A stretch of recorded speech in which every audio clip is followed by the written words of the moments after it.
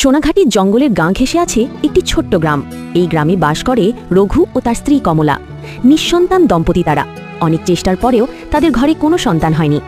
রঘু জঙ্গলে কাঠ কেটে হাটের মহাজনের নিকট বিক্রি করে কোনো রকমই তার সংসারটা চালায়।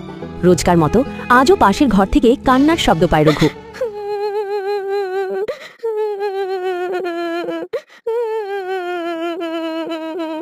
রোজ রোজ এই নেকা কান্না আমার আর ভালো লাগে না। মনে হয় মাঝে মাঝে বাড়িতেই ফিরবো না। যা আছে কপালে, আজ সত্যি আমি বাড়িতে ফিরবো না।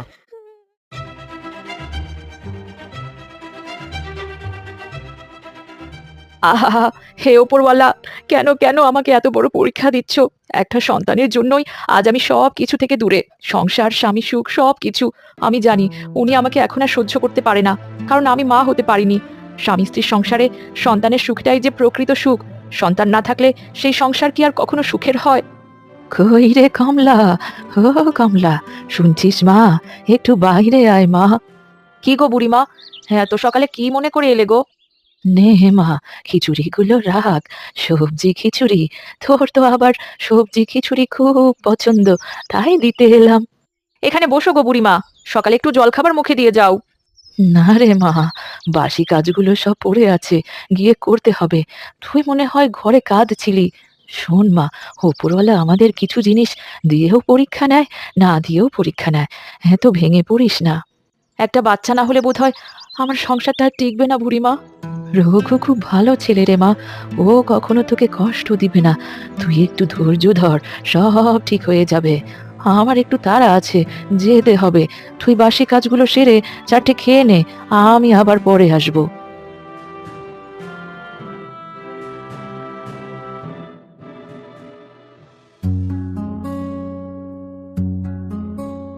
রঘু গ্রাম পেরিয়ে জঙ্গলের রাস্তা ধরল। জঙ্গলের ভেতরে তো চলে এলাম। কাল ওই পাশে একটা পাকা গাছ দেখেছিলাম। আজ বরং ওই গাছটা কেটে বিক্রি করে মহাজনের কাঠঘরেই রাতটা পার করব।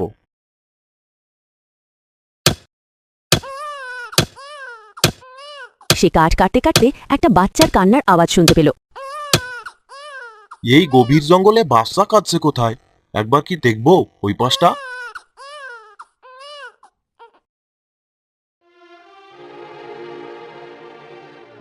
এ কি, এ তো সদ্য জন্ম নেওয়া একটা বাচ্চা। কে এই বাচ্চাটাকে এই গভীর জঙ্গলে ফেলে গেছে? কি পাষণ্ড মা বাবা! কেউ একটা বাচ্চা চেয়ে পাচ্ছে না, আর কেউ পেয়ে জঙ্গলের বাঘ ভাল্লুকের মুখে ফেলে যাচ্ছে। রঘু বাচ্চাটিকে কোলে তুলে নিল। সাথে সাথে বাচ্চাটি কান্না থামিয়ে রঘুর মুখের দিকে চেয়ে রইল। কি দেখছিস মা এমন করে? তোর কোনো চিন্তা নেই। আজ থেকে তুই আমার বাড়িতে মানুষ হবি। তোকে আমি রাজকন্যা করে রাখবো। রঘু বাচ্চাটিকে নিয়ে পরম আনন্দে বাড়ি ফিরে এলে। কমলা চিন্তিত মনে বারান্দায় বসে যেন কারো অপেক্ষা করছিল। রঘুকে এক নজর দেখে তার ঠোঁটের কোণে হালকা হাসির রেখা টানল। ও ও ওই তো, ওই তো মানুষটা বাড়ি এসেছে। সকালে না বলেই চলে গেছিল, হঠাৎ এ সময় ফিরলো যে।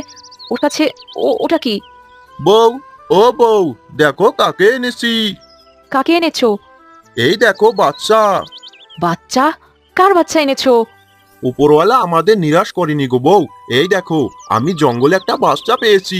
কে যেন ফেলে গেছে। সত্যি সত্যি তিনি নিরাশ করেনি গো। আমার চোখের জল বৃথা যায়নি গো।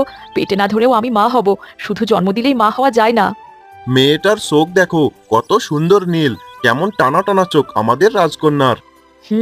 এই জন্য আজ থেকে আমার মেয়েটার নাম রাখলাম নীলিমা। আজ মনে হচ্ছে আমার সংসারটা পরিপূর্ণ। আজ নিজেকে এত খুশি লাগছে, এ যেন এক অন্যরকম অনুভূতি।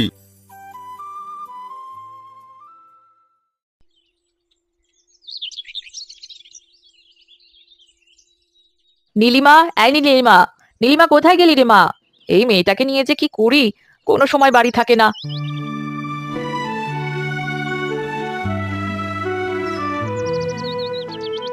কি ব্যাপার গো বউ, একা একা বকছো কেন? বকবো না তো কি করব বলো তো? মেয়েটা যে সেই সকালে না খেয়ে বেরিয়েছে, এখনো তার খোঁজ নেই। আগে খুঁজবে না? মাছ এনেছি, আগে মেয়েটাকে খুঁজে আনো, তারপর এসে কেটো।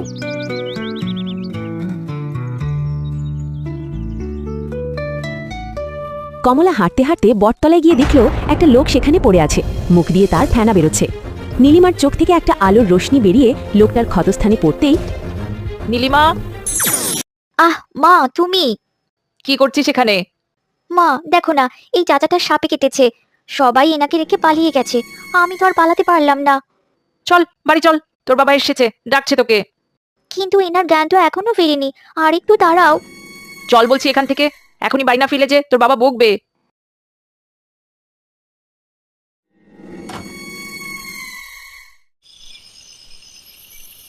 তবে কি আমাদের মেয়েটা সাপ?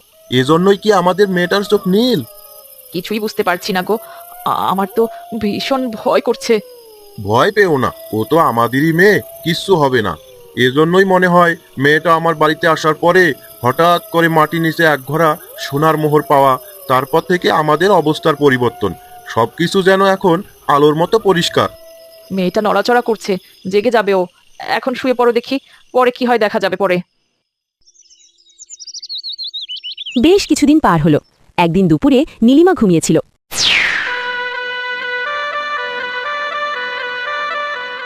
মেরো না, আর মেরো না ওদের। আহা, মেরো না। এবার তোকে মারবো। এই হাবু, ধর ওকে, মণিটা এক্ষুনি নিতে হবে ওর থেকে। না না, আমার কাছে আসবে না তোমরা। সরো সরো বলছি। না। নীলিমা, নীলিমা, কি হয়েছে মা? এই নীলিমা। ছাড়বো না, কাউকে ছাড়বো না। মেরে ফেলবো সবাইকে। মা নীলিমা, এই নীলিমা। আহা, বাবা, আহা, আমার খুব ভয় করছে। কি হয়েছে মা? খারাপ স্বপ্ন দেখেছিস নাকি? হ্যাঁ বাবা, স্বপ্ন দেখেছি। আমি একটা সাপ হয়ে গেছি, আর কেউ আমার মাথা থেকে মণি ছিনিয়ে নিচ্ছে। স্বপ্ন তো স্বপ্নই, এমন স্বপ্ন আমিও মাঝে মাঝে দেখি। আয় মা, আমার সাথে রান্নাঘরে চল, তোর জন্য পায়েস রান্না করেছি, খাবি চল। পায়েস? কি মজা কি মজা, এখনই চলো মা। এরই ভেতরে নীলিমা বেশ বড় হলো। আজ তার বয়স 15 পার হয়ে 16 বছরে পা দিল। আজ পূর্ণিমার রাত। রাত বেশ গভীর হলো। বাড়িতে কমলা ও রঘু তাদের মেয়ের জন্য ছটফাট করছিল, কারণ নীলিমাকে সেই সন্ধে থেকে পাওয়া যাচ্ছিল না। সব জায়গায় তো খুঁজলাম, আর কোথায় খুঁজবো? আহা, মেয়েটা কোথায় গেল? এত সময় পর্যন্ত তো ও কোনো জায়গায় থাকে না। মা নীলিমা, কোথায় গেলি মা? আমাদের না বলে তাড়াতাড়ি ফিরে আয়। তুই ছাড়া যে আমাদের ঘর শূন্য।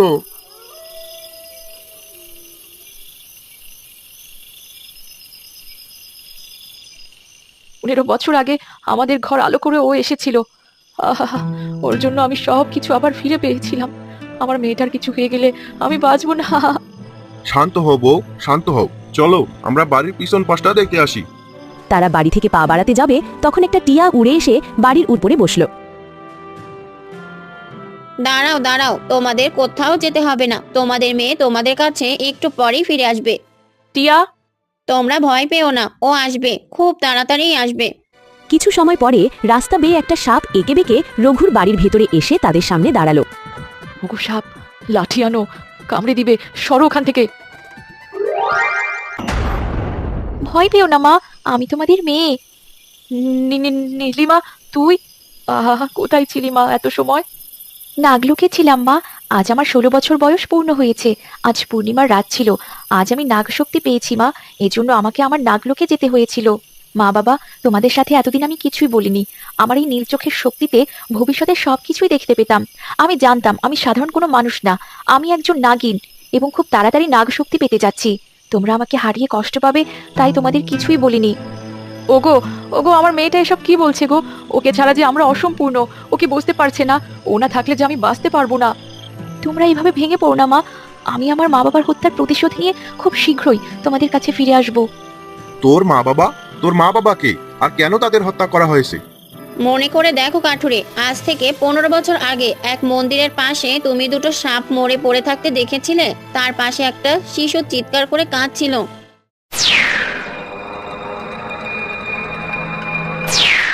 হ্যাঁ হ্যাঁ, ঠিক। ওই সাপ দুটোই এর মা বাবা। নাগরানী নাগকন্যা জন্ম দেবার কিছু সময় পর দুজন লোভী মানুষ তাদের দেখে ফেলে। নাগমণির লোভে তখন তারা নাগরাজ ও নাগরানীকে মারতে থাকে। তখন নাগরানী বলে তারা নাগমণির পূর্ণ শক্তি হারিয়ে ফেলেছে এই বাচ্চাটি হবার জন্য। এই বাচ্চাটির বয়স যখন 16 বছর পূর্ণ হবে, তখনই নাগমণি পূর্ণ শক্তি নাগকন্যা পাবে। এ কথা শুনে তারা তখনই নাগরাজ আর নাগরানীকে মেরে ফেলে। নাগকন্যাও মারা যেত। তারা নাগকন্যাকেও মারতে যাচ্ছিল, তখন একটা বাঘ এসে ওদেরকে তাড়া করলে ওরা পালিয়ে যায়। এই টিয়া, আমার মা বাবার শখের পাখি ছিল। এর মাধ্যমে আমি অতীতের সব কিছু জানতে পারি। এবার তোমরাই বলো মা, বাবা, আমি কি করব? যা মা, তুই তোর মা বাবার প্রতিশোধ নে। তোর মা বাবার সাথে যেটা হয়েছে খুব খারাপ হয়েছে। আমি খুব শীঘ্রই চলে আসবো মা। এবার ফিরে এসে সারা জীবন তোমাদের সাথে থাকবো। তোমরা কোনো চিন্তা করো না। আমরা তোর অপেক্ষাতে থাকবো মা, তাড়াতাড়ি ফিরে আসিস।